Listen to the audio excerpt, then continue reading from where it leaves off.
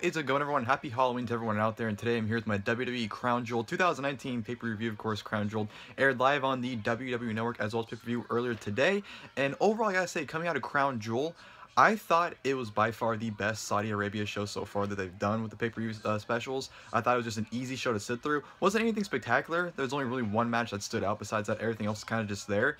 But honestly, it wasn't a bad show. It was easy to sit through. I had fun with it, and it was enjoyable. So for one of these, overseas pay-per-views, I thought they did a pretty good job, and a huge shocker at the end as well. There actually was a few things that shocked me about this show, but we'll get into that later. But yeah, overall, I thought Crown Jewel was a good, solid show. I enjoyed it. Like I said, by far the best Saudi Arabia show WWE has done so far, which isn't saying much because none of them have been really that good. But in my opinion, like I said, the best one, and I thought it was enjoyable pay-per-view overall. Of course, before we get to the main show, we did have the kickoff show prior to it, which featured a #1 Contenders 20-man Battle Royal for the United States Championship. Of course, the winner facing AJ Styles for the championship later on the night. It was a fine battle royal. They did some 24/7 title shenanigans. Once the Stings got eliminated, R-Truth actually won the championship back. After that, when it came down to Harper, Rowan, and I believe Humberto Carrillo, maybe Cedric too. I think Cedric might have been in the match still, but I think it might have just been the three, Harper, Rowan, and Carrillo, left in the ring when they did the whole 24/7 shenanigans. Noah Jose and Akira Tozawa came up like the biggest geeks in this match. Of course, Harper and Rowan teamed in this, so it was a fine battle royal. Nothing really too surprising about it. It came down to Rowan, Harper, and Carrillo, like I said. Harper went to eliminate Carrillo, but as he did that, Rowan tried to eliminate Harper. Ends up eliminating Harper, but Carrillo went underneath Rowan, ended up throwing him over, kicking him over, and then ended up winning the battle royal. So Humberto Carrillo is your winner of the battle royal and will face AJ Styles later on the night. Like I said, fine battle royal. Expected Carrillo to win it because, again, they did the match on Raw and they kind of been pushing him, so him winning this match kind of was foreseen by me at least. So him winning it wasn't a surprise. We had the battle royal. It was fine for what it was. And then we go to the main show, which opened up with the WWE Championship Match as Brock Lesnar versus Cain Velasquez opened this pay-per-view. And when we saw the match happen, we saw why.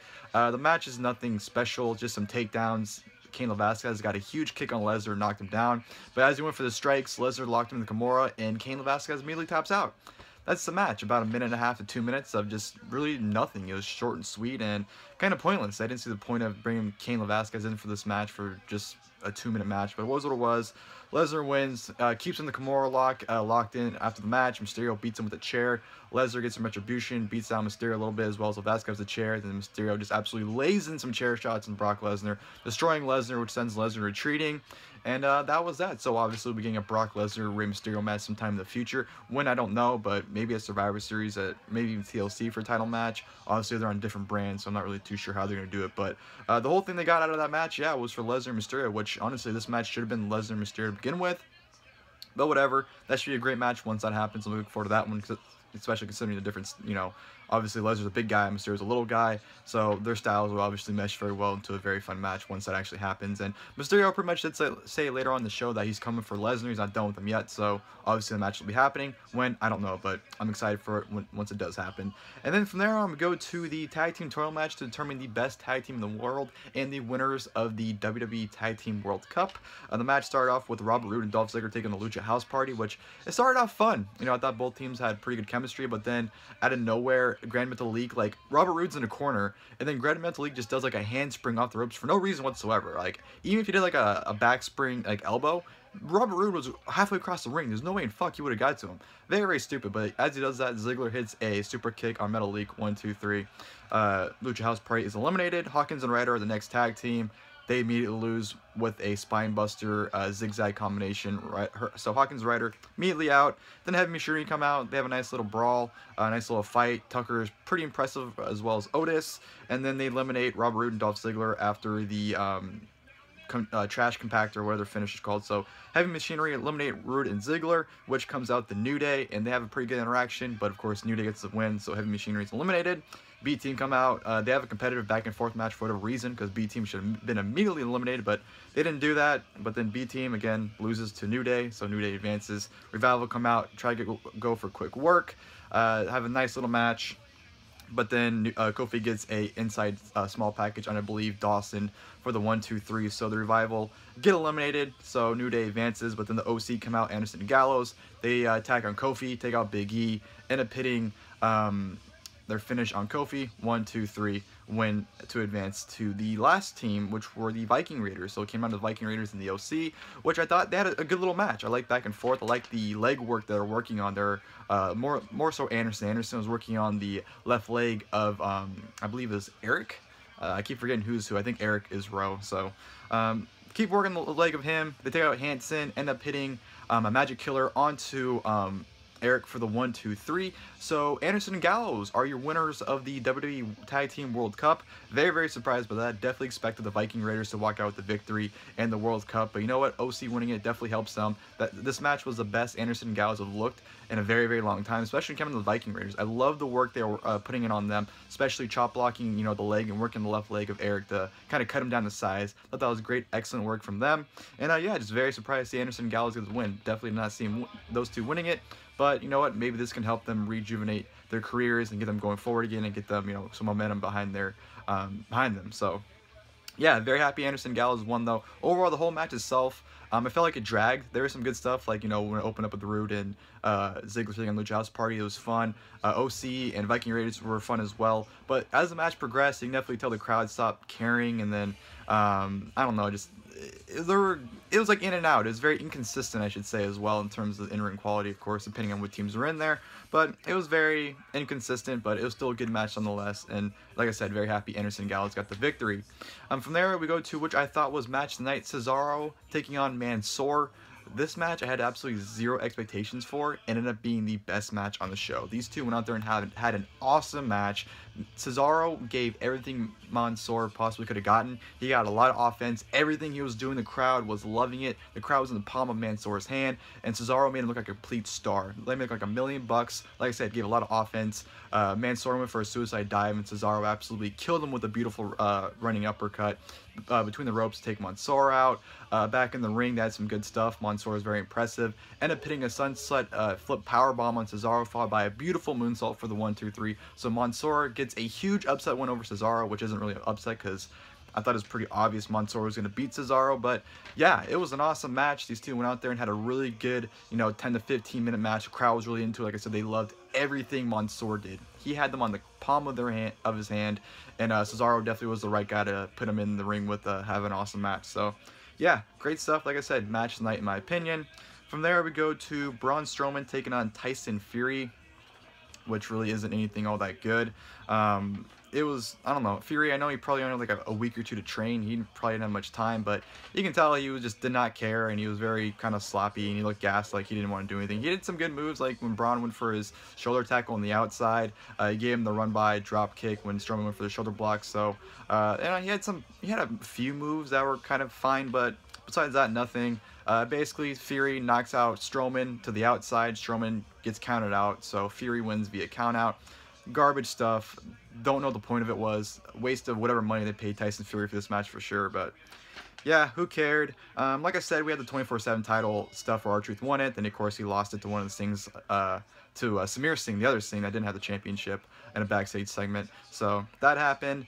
Then we go to the United States Championship match. AJ Styles defending against Humberto Carrillo, of course, the winner of the Battle Royal. This match is fine. Pretty much on par with their match on Raw this past Monday, but just a little bit more time.